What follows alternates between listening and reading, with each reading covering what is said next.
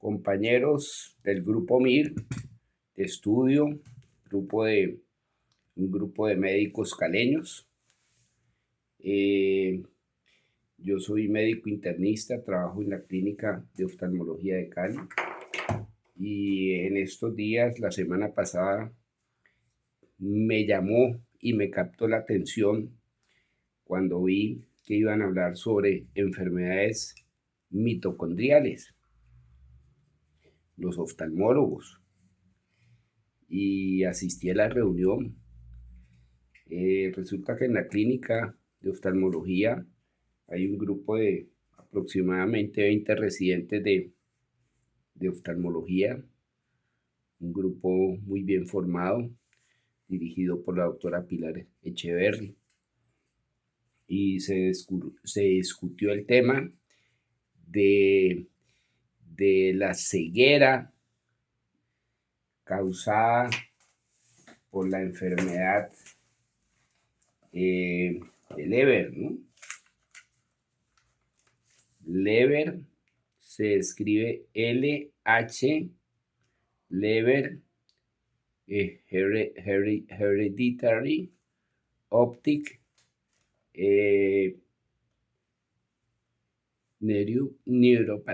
neuropatía.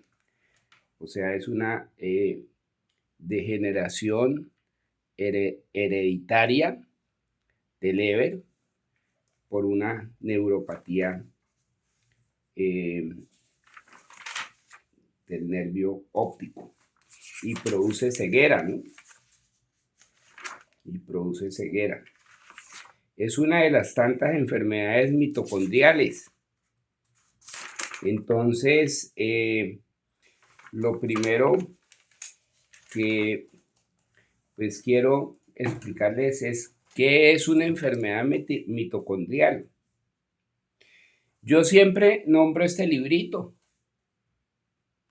Este librito se llama A Crack in Creation. Lo escribió Jennifer Doudna.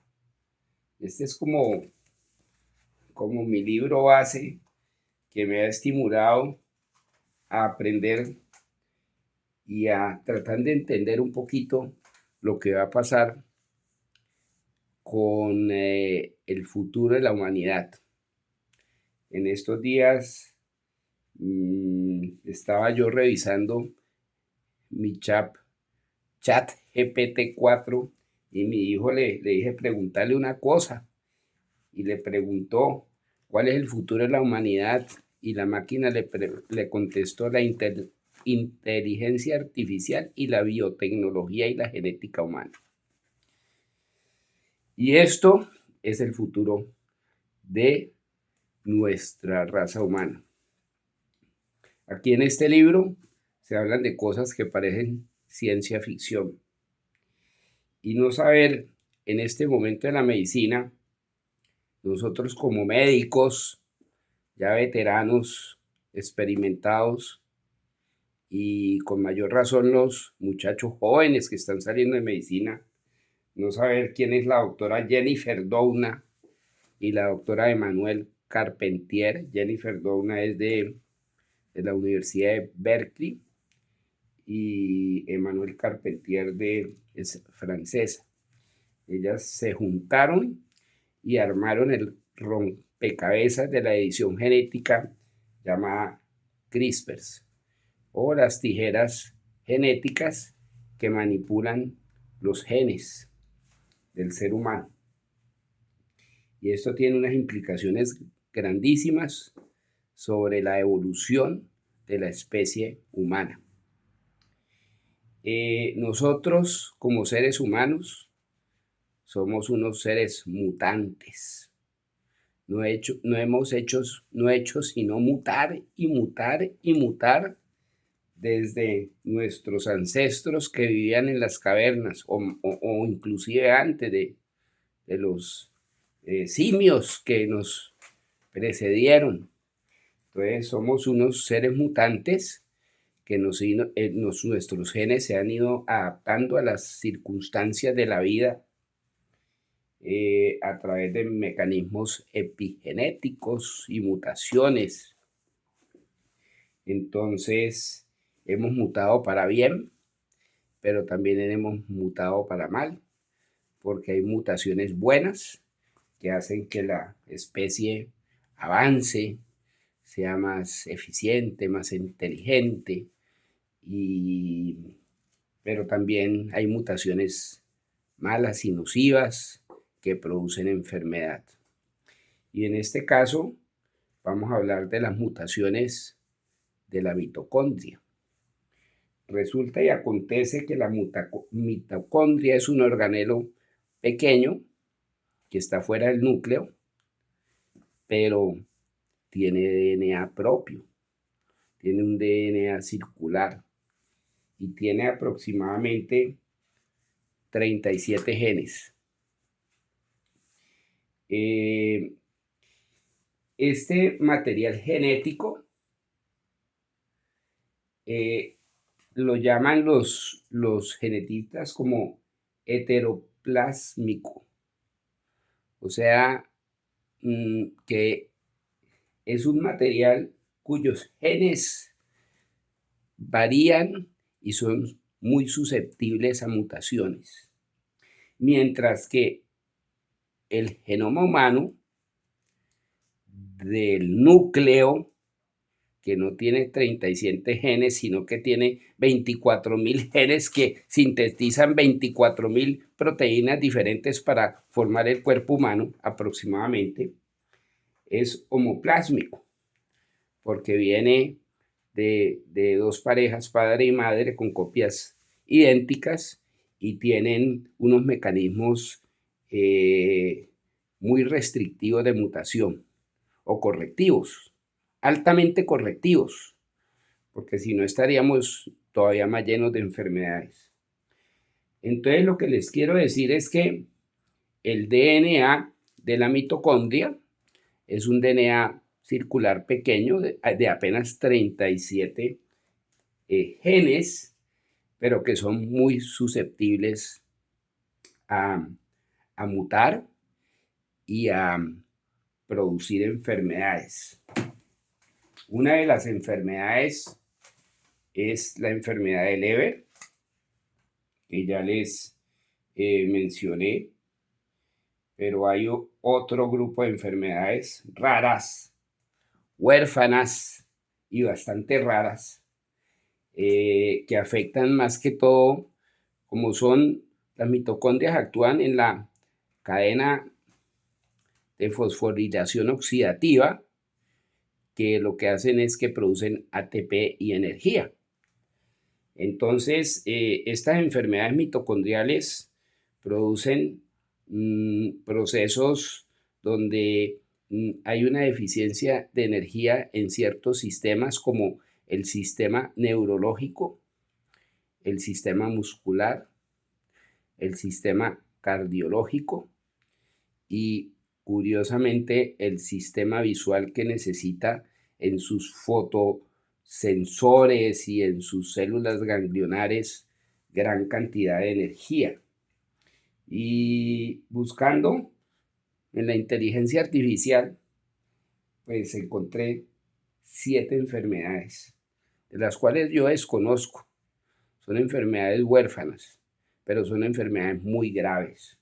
Una se llama el síndrome de Kearns-Sayre, KSS, que tiene que ver con parálisis de los movimientos oculares, ptosis, retinopatía pigmentaria, bloqueos cardíacos, debilidad muscular y ataxia. Otro que se llama la encefalomiopatía mitocondrial con acidosis láctica y accidentes cerebrovasculares. Otra que se llama el síndrome de Leigh. Es un problema del sistema nervioso, de la médula espinal.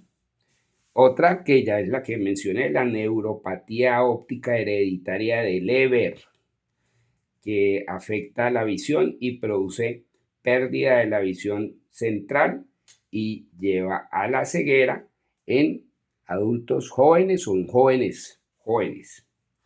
Miopatía mitocondrial es una enfermedad que afecta la fuerza y la potencia muscular y genera debilidad. Síndrome de Pearson trastornos caracterizados por anemia sideroblástica, problemas del páncreas y de la médula ósea, y el síndrome de MERF, mioclonía epiléptica con fibras rojas sagradas. Mejor dicho, son una serie de enfermedades bastante incómodas y gravísimas, ¿no? Y hablando de eso, curiosamente, antes de entrar un poquito en esa parte genética, estaba revisando en un artículo de Nature de este año que hablaba del hipermetabolismo energético que se producía por una enfermedad que todavía no tiene nombre, de deficiencia mitocondrial. Y esto es para que se den cuenta cómo esto todavía siendo un poquito oscuro en la medicina, ¿no? Y para resumirles, esta enfermedad tiene unas mitocondrias deficientes que no producen buena energía, que sus genes mitocondriales hacen que sus mitocondrias no funcionan bien, y como respuesta contrarreguladora, el individuo comienza a tener una hiperactividad simpática, una actividad hipercatecolamínica, ¿no? Y una hiperactividad tiroidea, que genera que se active su metabolismo celular y que haya un mucho más alto consumo de oxígeno. Hay un trastorno en la fosforilación oxidativa que es deficiente, hay un trastorno en la deficiencia de ATP, pero hay una contrarregulación. Y eso con el tiempo lleva a que los pacientes tengan un cuadro de fatiga crónica.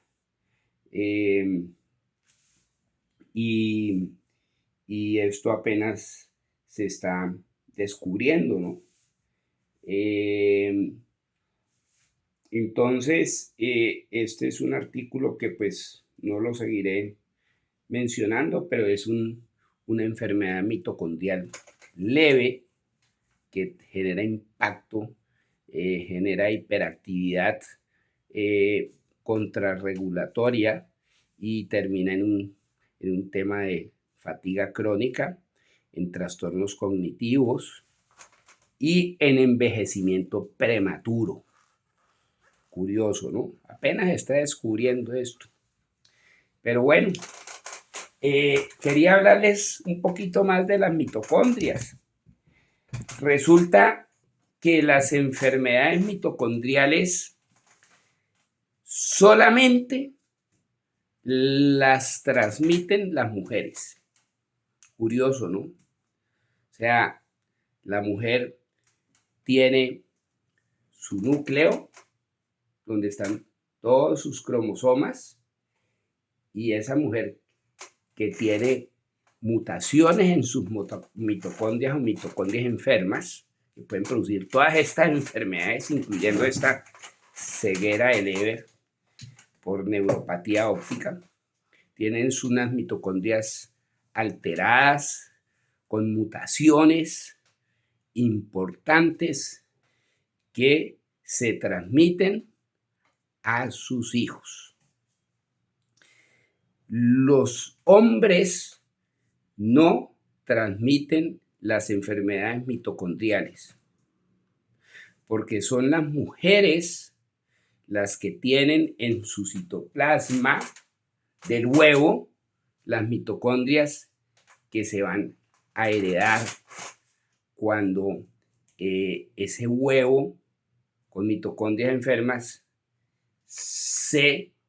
voy a decir una palabra, se preña con un espermatozoide altamente cualificado y móvil que logra implantarse y mezclarse y formar pues el cigoto con material genético del padre y material genético de la madre y las mitocondrias de la madre. Y es curioso, ¿no? Porque ustedes me van a preguntar, bueno, ¿y cómo así que el hombre no transmite enfermedades mitocondriales? Pues que resulta, no es que el hombre no tenga mitocondrias, y es que nuestro genoma no tenga mitocondrias, claro que sí las tiene. Y no es que nuestros espermatozoides no tengan mitocondrias, claro que sí las tiene. Pero resulta, y les voy a mostrar un dibujito, tal vez aquí lo puedan ver. Miren la cabecita del espermatozoide donde está todo el material de DNA, sus 23 cromosomas que se van a combinar con los 23 de la mujer para hacer 46 cromosomas en total. El hombre pone pues el X o el Y, la mujer tiene XX. Pero miren lo interesante, las mitocondrias del espermatozoide están en la cola. Entonces, ¿qué pasa? Cuando la cabecita penetra el óvulo, la cola se desprende y las mitocondrias no entran a ser parte del material genómico, ¿no? Curioso. Aquí lo voy a poner de otra manera.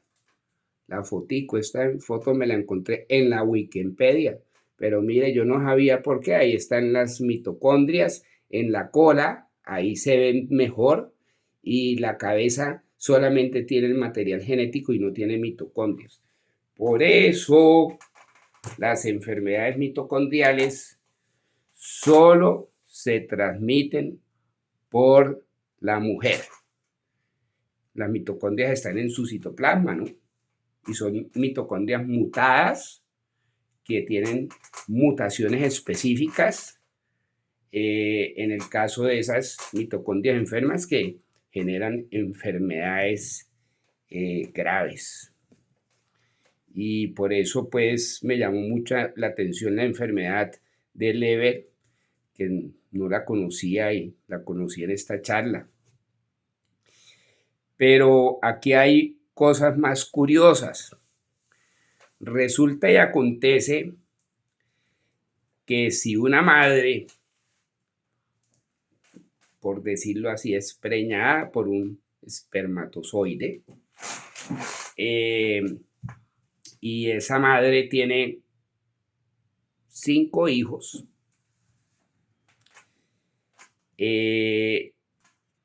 o mejor se lo quiero decir, el 80% de los pacientes que van a recibir la mutación van a ser hombres. O puede que las mujeres también reciban la mutación, pero la enfermedad se va a manifestar en el 80% en hombres.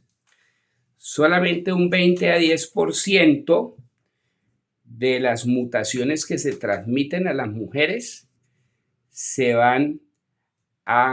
van a ser enfermas. Como quien dice, la mayoría, el 80% de los hombres van a ser los que van a captar la misma mutación, pero van a desarrollar la enfermedad. Porque una cosa es tener la mutación y otra cosa es desarrollar la enfermedad. Esos hombres desarrollarán la enfermedad. En el caso de la enfermedad de Leber, obtendrán la mutación que viene de su madre, desarrollarán la enfermedad, pero no van a transmitir la enfermedad. Quien transmite la enfermedad es la mujer. Así no esté enferma, porque la mujer puede tener la mutación y no desarrollar la enfermedad porque es una enfermedad cuyas reglas de herencia no están tan determinadas y son de penetrancia diferente. Y aquí hay un aspecto epigenético. Estos genes mutantes de las mitocondrias no tienen muy buenos mecanismos de control como sí lo tienen los genes del núcleo del ser humano. O sea, los cromosomas humanos están todavía, tienen mucho más control para mutaciones, mientras que el control de mutaciones, por eso se llama heteroplásmico, es más distorsionado y es más susceptible a cambios ambientales, o sea, epigenéticos. Los genes mutantes de las mitocondrias son susceptibles a epigenética, como el alcohol y el cigarrillo. Esos están ya identificados. Entonces, esto puede hacer que esos genes mutados aumenten su expresión en enfermedad. Pero nuevamente les explico, la mujer es la que transmite las mitocondrias enfermas, el hombre no, porque el espermatozoide va con la cabeza sin mitocondrias y la colita que tiene las mitocondrias se queda afuera. Entonces es la mujer la que transmite la enfermedad o la mutación, porque puede que haya una mutación sin que se presente la enfermedad. Entonces puede haber una mujer que reciba la mutación de su madre enferma, que no desarrolle la enfermedad, pero puede que a sus hijos sí les transmita la mutación y la enfermedad se desarrolle. Y lo otro es que es mucho más frecuente que la mutación se manifieste en hombres, 80% a 20%, por alguna razón desconocida. Pero los hombres son mucho más susceptibles a que al heredar la mutación expresen la enfermedad. Mientras que las mujeres, aunque hereden la mutación, tienen menos susceptibilidad para desarrollar la enfermedad. Ese es un concepto que quiero que les quede claro. Bueno, la cura de esta enfermedad.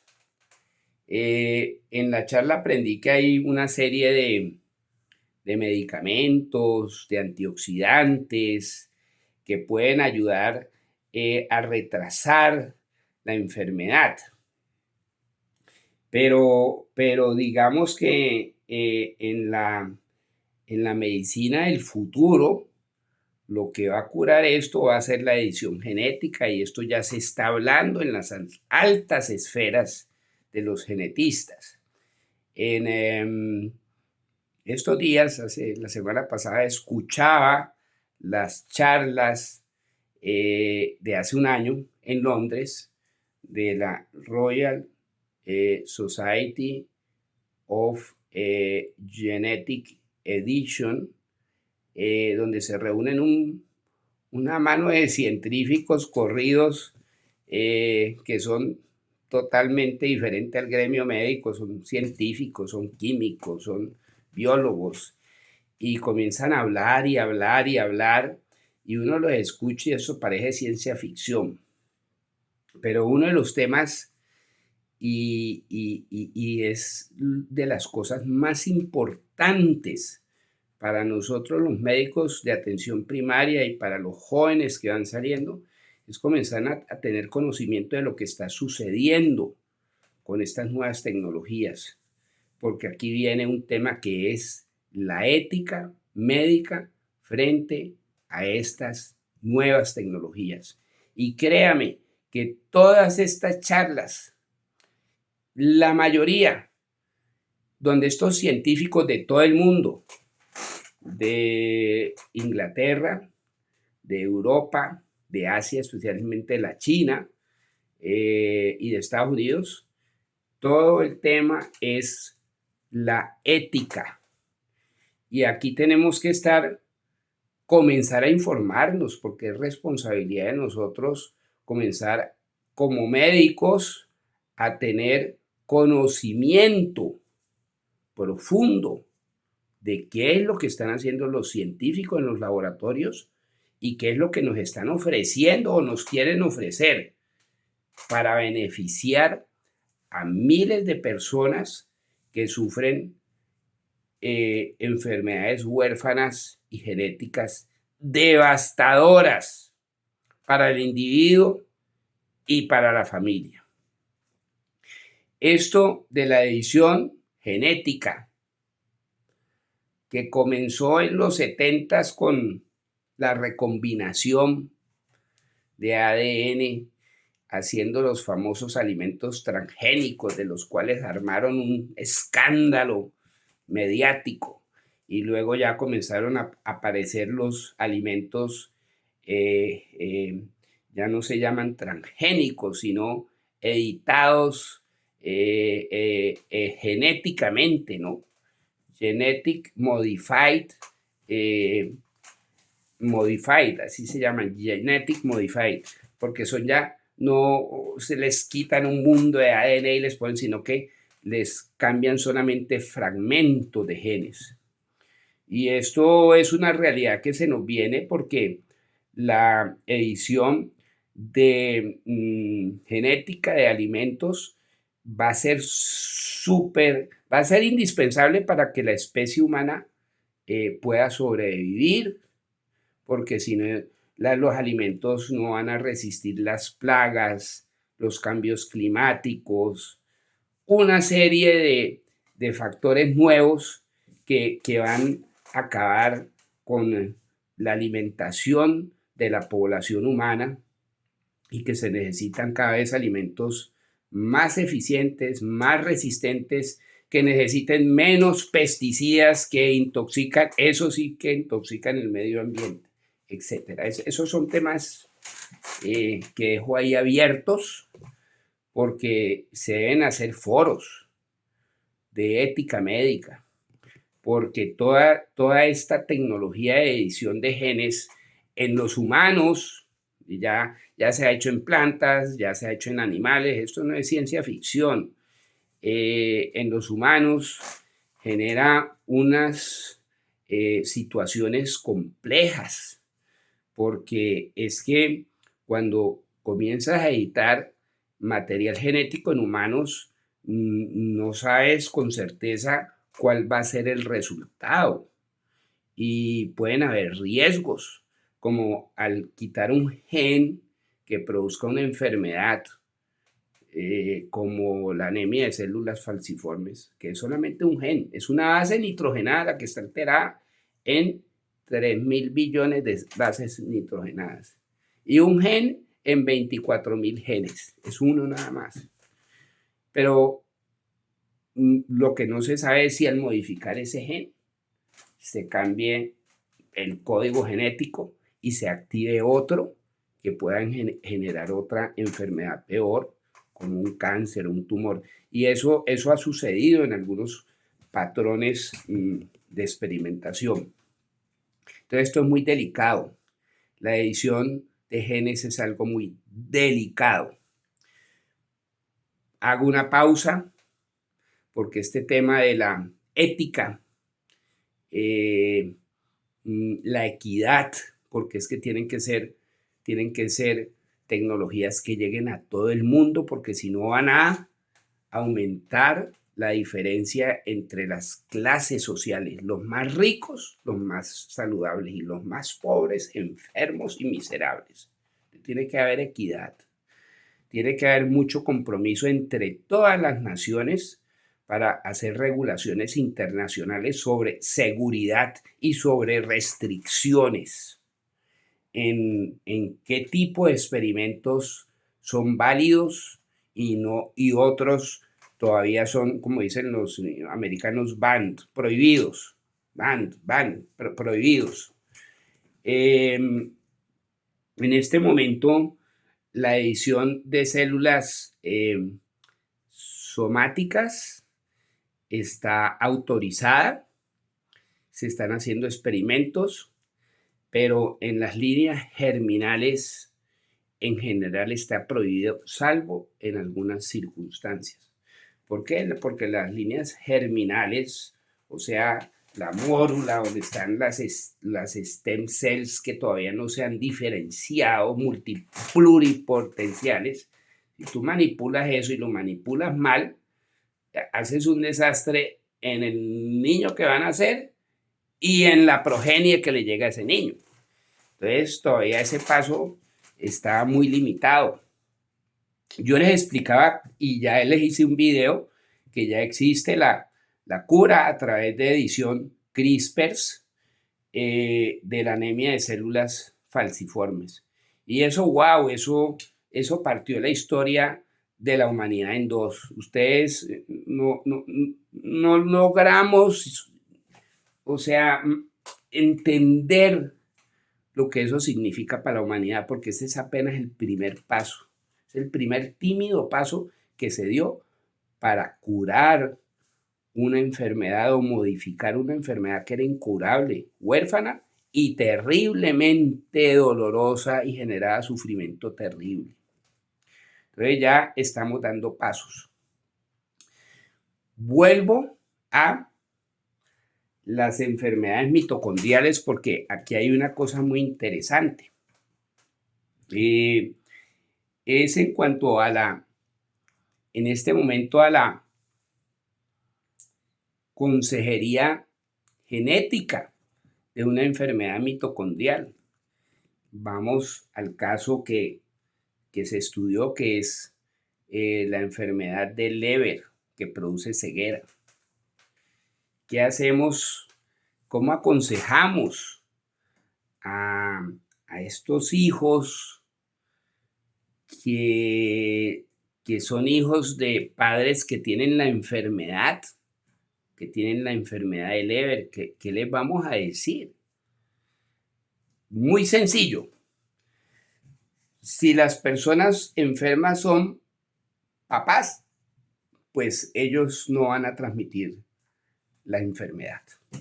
Se salvaron. Los hijos no van a tener la enfermedad porque la colita del cromosoma que tiene la mitocondria desaparece en el proceso y la mitocondria enferma no va a llegar al huevo de la madre que pues no tiene la enfermedad y que supuestamente no tiene los genes alterados. Pero ¿qué vamos a hacer con esas mamás enfermas que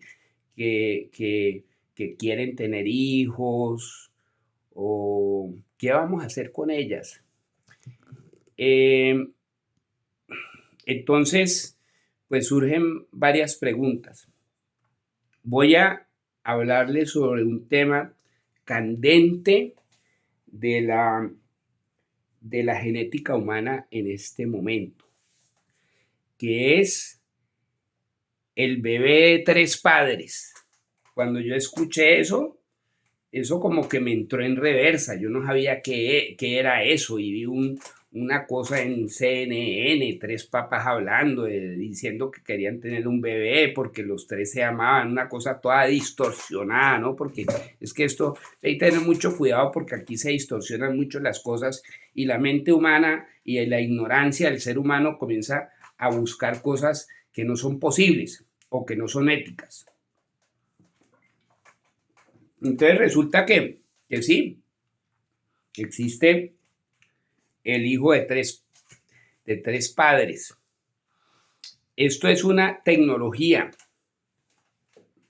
Es una tecnología que se llama terapia de transferencia mitocondrial. No está aprobada en todos los países. En Estados Unidos no la han aprobado. En el Reino Unido sí la han aprobado. En Ucrania, no sé, en la China, en Australia están que la quieren aprobar, en Estados Unidos están presionando. ¿Por qué? Porque esto es una solución o un inicio a una solución. Acuérdense que todas las terapias son nuevas y los resultados no son 100% porque estamos aprendiendo o están aprendiendo los científicos. Pero, ¿qué es lo que se plantea aquí? Es muy sencillo. La madre que tiene la mutación o la enfermedad en sus mitocondrias, pero tiene un núcleo con sus cromosomas sanos, con unos cromosomas que nada tienen que ver con la enfermedad mitocondrial, pero que tienen unas mitocondrias mutadas y enfermas. Esa es la madre real. Entonces, ¿qué hacen? Buscan otra madre, otro óvulo, otro huevo con mitocondrias sanas. Y ese va a ser el huevo receptor. Ese huevo de la madre, digamos, donante, si lo queremos hacer decir, que no se va a ser la madre original del matrimonio, simplemente va a donar su huevito con sus mitocondrias sanas y con un ADN en el núcleo. Entonces, ¿qué hacen? Le quitan, esto exige unas técnicas de alta precisión ultramicroscópica. Es complejo, yo no soy biólogo molecular, he visto los dibujitos, pero una cosa es ver los dibujos y otra cosa es los procesos. Entonces, ¿qué cogen? A la madre donante que va a donar su huevito con mitocondrias sanas, le sacan el núcleo. Y a esa madre hay varias técnicas, ¿no? Les estoy contando lo más sencillo, de una forma simplificada, pero esto no es así tan fácil. Esto hay varias formas de hacerlo, pero lo voy a contar de la forma más sencilla. Esa madre receptora, esa madre donante, ese huevo donante, le dejan las mitocondrias sanas, le quitan el núcleo con DNA y le meten el núcleo del el DNA de la madre original, que va a recibir donada esas mitocondrias, que va a recibir una donación de mitocondrias sanas. Entonces va a quedar un huevo de la madre original, que va a ser la que va a tener el bebé en su barriguita, y ese huevo tiene mitocondrias sanas que son donadas de otra mujer, y va a tener el material genético, 99% de material genético, que le va a dar todas las características genéticas a su hijo, con mitocondrias sanas. Y ese huevo, con un núcleo materno original y con unas mitocondrias donadas, va a ser preñado por el espermatozoide del papá. Entonces, digamos que ahí hay 3 padres. Una que donó las mitocondrias, otra que se quedó con las mitocondrias donadas y con el huevito y con el DNA original, y el padre que entró con el espermatozoide a preñar o a fertilizar in vitro ese huevo, in vitro. Entonces se forma un embrión de un padre y de una madre, con un material genético completo de su padre y con un 99% de material genético nuclear de la madre, y con un pequeñito material genético y mitocondrias donadas de otra madre. Eso hace de que el hijo nazca sin tener estas enfermedades mitocondriales. Esto está probado en los Estados Unidos. ¿Cuántos hijos han nacido? ¿Cómo va eso? No lo sé. No tengo un mundo de literatura, me falta leerla. Literatura actualizada que la he obtenido por MedPub, pero realmente es mucha y no la he alcanzado a digerir todavía. Pero esto ya se está haciendo, y esta es una de las formas promisorias para, en consejería genética, romper el ciclo de herencia poligénica, porque no es toda, de estas enfermedades mitocondriales donde hay mutaciones establecidas mitocondriales. Y las mutaciones están bien establecidas, ¿no? Eso Si ustedes ven, uno investiga, las mutaciones de las mitocondrias están muy bien establecidas. Por acá yo tenía escritas las mutaciones de los cromosomas mitocondriales en la enfermedad de Leber. Las básicas son 3: la ND1, la ND4 y la ND6. Estas son las mutaciones. La mutación del gen ND4, en este momento hay ya una terapia que se está haciendo con un medicamento que se aplica intravítreo, cuyo nombre se llama Lumidex o algo así. Por aquí lo tengo apuntado.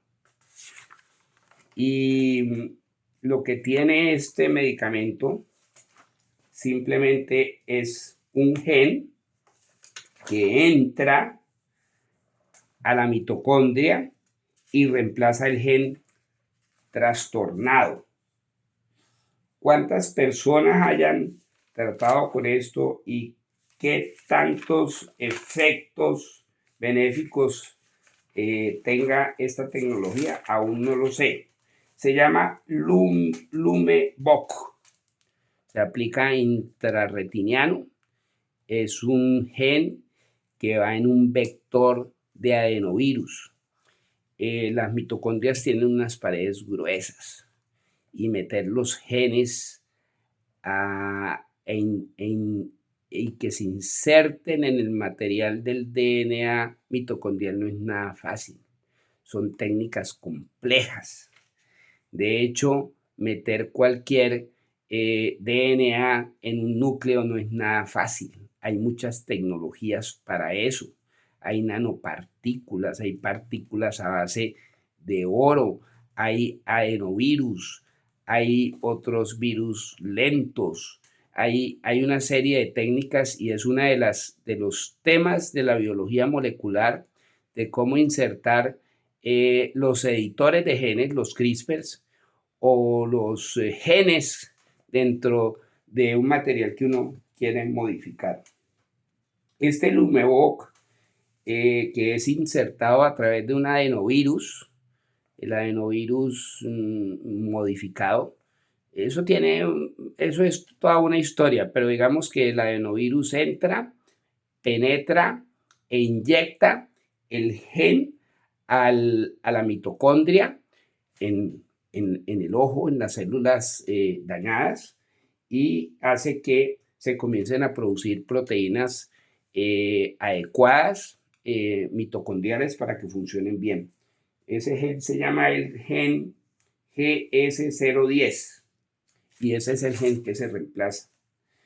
Pero adicional de esto vienen las tecnologías de edición genética con CRISPRs, que son mucho más avanzadas porque son mucho más precisas. Lo que pasa es que sí ha sido difícil aplicarla en esta enfermedad, pero en eso están trabajando los científicos. Entonces, como verán, este tema de el hijo de tres padres es una, o de transferencia mitocondrial, terapia de transferencia mitocondrial. Hay muchos artículos. Mejor dicho, esto ya es más de lo que ustedes se imaginan. Y se hacen más laboratorios de los que ustedes se podrían llegar a imaginar. Pero como todo, hay personas muy ociosas y que hacen cosas que son temerarias y se salen un poquito fuera de la ética. Este señor aparece en un MIT Technology Review, es un artículo muy interesante donde hablan de todos estos temas. Y este señor aquí dice que se gana como, ¿qué? $100,000 por preñar mujeres. Qué pena el dicho, pero me suena eh, más bueno, de fecundar mujeres, porque no son animales, de fecundar mujeres, eh, no para evitar enfermedades mitocondriales, sino para lograr fertilizaciones in vitro con terapia de 3 padres en mujeres de edad avanzada. Bueno, digo yo de edad avanzada de 48 años, son todavía unas sardinas. Pero la verdad es que las mujeres de edad avanzada, de 48 años, los fracasos de fertilización in vitro son muy, muy, muy, muy altos.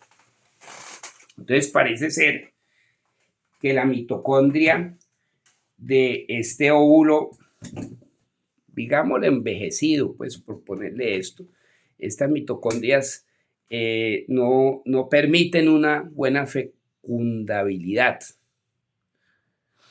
Pero acuérdense también que el espermatozoide también tiene mitocondrias en la cola, que es la que le da la movilidad y la penetración al óvulo, ¿no? Es interesante. Pero en el caso, este señor que tiene en Nueva York una empresa, una clínica, New Hope Fertility Center, y la compañía se llama Darwin Life. El señor se llama el señor John Shank. Este señor hace fertilizaciones con 3 padres. Utiliza la mitocondria del tercer, o sea, el donante, mitocondria donante de mujeres jóvenes, y la junta con los óvulos o huevos de mujeres jóvenes y se fecundan. Entonces, pareciera que esto mejora la capacidad de fertilización in vitro, pero esto está prohibido en los Estados Unidos y en el Reino Unido también. Y este tipo de personas que hacen esto de forma inescrupulosa, porque no son para solucionar enfermedades graves que produzcan sufrimiento. Y este es uno de los puntos muy importantes en la ética. La tecnología genómica se está utilizando para solucionar enfermedades graves que produzcan sufrimiento. Y ahí entra otro polémica, que es una enfermedad grave, pero bueno, no vamos a hablar de eso. Entonces, solamente está utilizando esta terapia genómica en células embrionarias. Eso es gravísimo. La terapia en células embrionarias en este momento está prohibida en el mundo. Se permiten tener células embrionarias, pero no fecundarlas en una barriga hasta ahorita, ni siquiera para evitar enfermedades genéticas. Eso está prohibido en el mundo en este momento. Se trabajan en las células somáticas para modificar enfermedades genéticas, pero no en las células germinales. Pero este joven hace eso, cobra un buen dinero, hace sus experimentos y hace sus embriones, ¿no? Su cóctel de embrión de 3 madres con mitocondrias jóvenes para asegurarle una fecundidad más certera, y se lleva a las mujeres a México, donde las leyes en México son muy laxas, y allá les implanta ese embrión modificado a la barriga.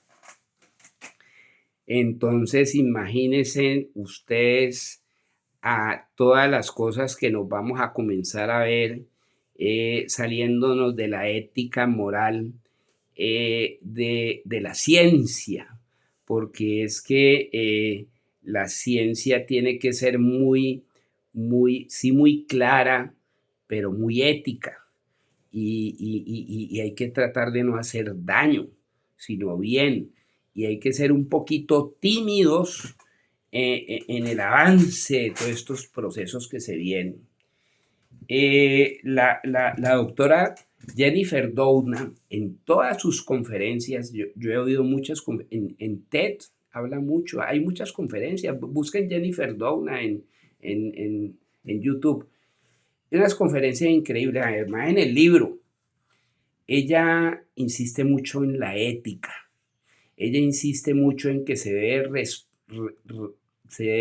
respetar las religiones, los conceptos sociales, morales, políticos de cada cultura, de cada país, y que no se pueden entrar a hacer estas técnicas de forma indiscriminada sin una información adecuada a los pacientes de todos los riesgos que se pueden suceder. Y existe mucha presión a veces sobre los científicos, y ya hay muchos científicos que trabajan en esto en el mundo, sobre las grandes industrias farmacéuticas, porque es que son muchas también, más de lo que usted se imagina. Yo conozco varios portales gigantescos donde están trabajando en todo tipo de cosas. Hay una que se llama Vertex, que es la que diseñó la cura para la anemia de células falciformes, y hay otra en Michigan que está enfocada en la humanización de órganos para trasplante. Es decir, cogen cerdos, los humanizan la célula para que sea compatible. Entonces, y esto va a llegar pronto. No crean que esto va a ser de aquí a 50 años. Entonces van a tener corazones, riñones, hígados para poder trasplantar a los humanos. Esto va a ser más rápido de lo que ustedes se imaginan, porque esto va muy rápido y nosotros tenemos mucho desconocimiento, pero los científicos están andando, créanme, vean, para desarrollar la edición genética para curar la anemia de células falciformes, se gastó más de $1 billón, más de lo que se gastó para desarrollar el primer carro Tesla. Entonces, y esto es solamente allí, pero esto está creciendo tremendamente. Bueno, hay otra cosa muy interesante que es el diagnóstico y la selección de los embriones antes de implantarse en la mamá. Entonces, ¿qué se hace cuando hay este tipo de... Esto es algo más fácil y esto sí se está haciendo. En el Reino Unido lo están haciendo y creo que en Estados Unidos ya lo están haciendo. Es que, pues, hacen varios embriones in vitro, ¿no?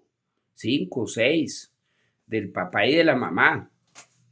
Y hacen un análisis genómico del DNA mitocondrial y escogen el embrión que tenga menos mutaciones y menos probabilidad para que el hijo no vaya a tener una enfermedad mitocondrial. Esto no garantiza, porque a pesar de que hayan pequeñas mutaciones, pueden aparecer las enfermedades mitocondriales.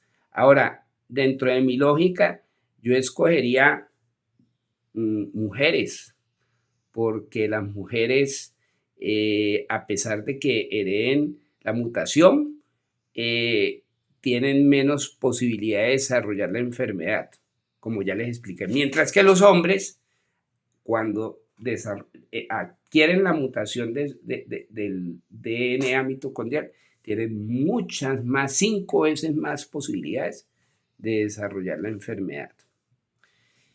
Compañeros, esto era lo que les quería compartir hoy.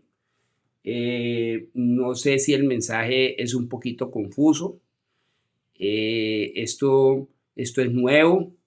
Esto tiene mucho por donde cortar. Vienen muchas cosas. Para mí, en lo personal, es apasionante.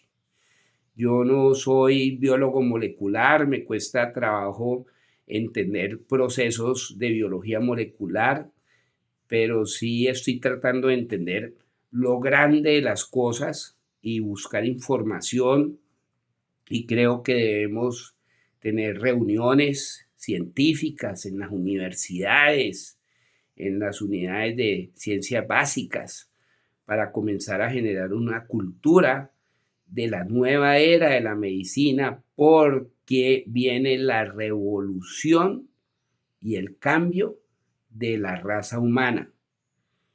Ojalá que por ahorita sea solamente en el tema de enfermedades, porque si esto se desboca hacia otras áreas como la belleza, la inteligencia, el color de los ojos, la altura, la capacidad atlética, esto puede generar unos problemas socioculturales gravísimos. Y todo eso se tiene que hablar, y las restricciones, pero también se deben dejar a que los científicos trabajen, porque si hay movimientos mundiales donde no dejen trabajar a los científicos en sus movimientos de edición genética para cambiar la historia de las enfermedades de la humanidad, pues va a ser injusto con personas y familias que están sufriendo grandemente con este tipo de enfermedades. Compañeros, un gran abrazo. Espero que el mensaje no haya sido tan confuso. Y bueno, luego les estaré contando otras historietas. Un abrazo.